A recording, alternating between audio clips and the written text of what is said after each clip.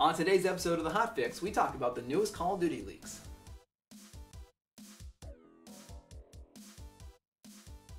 Hello everyone and welcome to The Hot Fix. I'm your host, Taylor Zeller.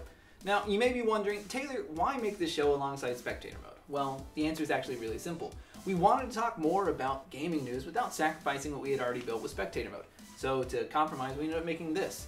With this show, we're aiming on creating smaller, more frequent, bite-sized content that focuses on topics within the gaming world as a whole, which allows us to focus more on esports with Spectator Mode, which is actually coming back on Friday. So, despite that shameless plug, let's get into it. If you're a fan of Call of Duty, you have no doubt already begun to feel the stirring of the rumor mill surrounding Infinity Ward's upcoming fall release. These rumors began early Tuesday when Twitter user Jim Sterling released a photo claiming that the next Call of Duty title would be revealed in retail stores on Tuesday, May the 3rd. From there, the rumors grew to a frenzy as PlayStation users in North America flocked to Reddit after noticing that a game called Call of Duty Infinite Warfare was sitting at the top of the trending list in the PlayStation Store. Now, Sony quickly removed the game from its place in the store, but once information is out on the internet, it tends to stay there. Call of Duty fans from all over flocked to the forums to debate the validity of the leak, as well as give their opinions about what the game needs to have in it in order to be a success before heading off to bed. Visions of supply drops, dancing in heads. Luckily, the leaks didn't stop there. Early on Wednesday, a photograph of a Target pre-order card was sent to Charlie Intel, the Call of Duty news site, which revealed that buyers of the game would also be treated to a remastered edition of Call of Duty 4 Modern Warfare, the 2007 release that revolutionized Call of Duty multiplayer and went on to sell over 9 million copies worldwide. After the leaks, game developer Infinity Ward took to Twitter and simply said, "Stay frosty," an obvious nod to the line of dialogue from the game. Now, nothing about the game itself has been confirmed yet. Rumors have been popping up here and there about the game being based in space, but we won't know more until Activision and Infinity Ward decide to officially announce the game. But I figured we could take the rest of the time in this episode to talk about the last Infinity Ward game and what we as fans are hoping for in this new title. Ghost is oftentimes remembered in a negative light. There was a lot of things about the game that were actually kind of revolutionary. For example, Ghost was the first Call of Duty title to feature a kill death counter in the top right of the screen, which allowed you to glance over and see not just your ranking on your team or how many points or kills or deaths you had, but it also showed you how many the person above you had as well. Ghost was also the first game in the franchise to introduce Clan Wars, which encouraged players to grab friends and make clans to compete against other clans and weekend playlists. Ghost brought a more robust broadcast mode in Call of Duty with features like Oracle Mode, which allowed viewers online to see opposing players through walls, and scalable maps that allowed those same viewers to see how teams were moving throughout the game.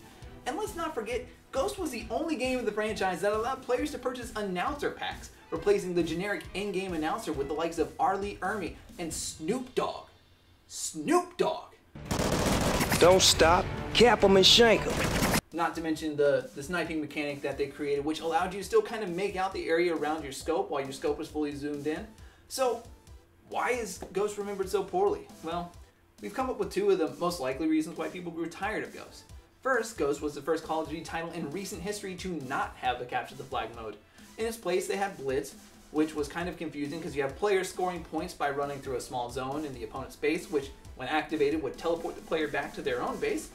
And while this game mode was fun, it was still viewed as being inferior to true capture the flag.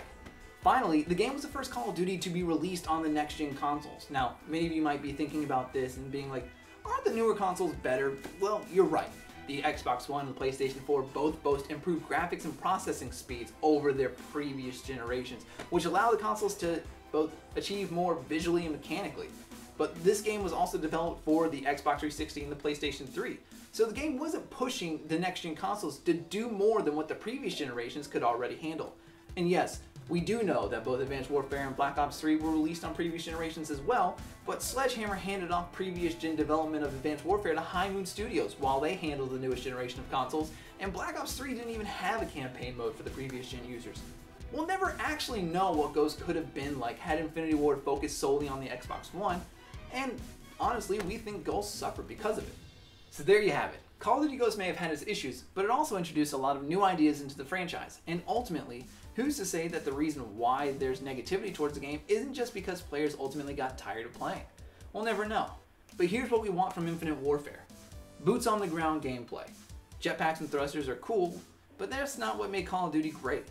No game-changing mechanics like guns and randomized supply drops.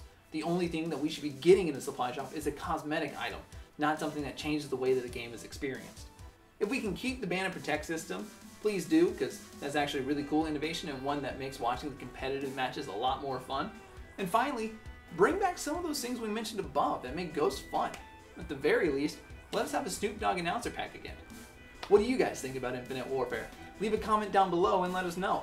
You can yell at us on Twitter if you want using the hashtag HotFixShow. If you like the show, let us know by hitting that like button. And if you want to see more content like this, hit that subscribe button. I'll see you guys on Friday for the return of Spectator Mode.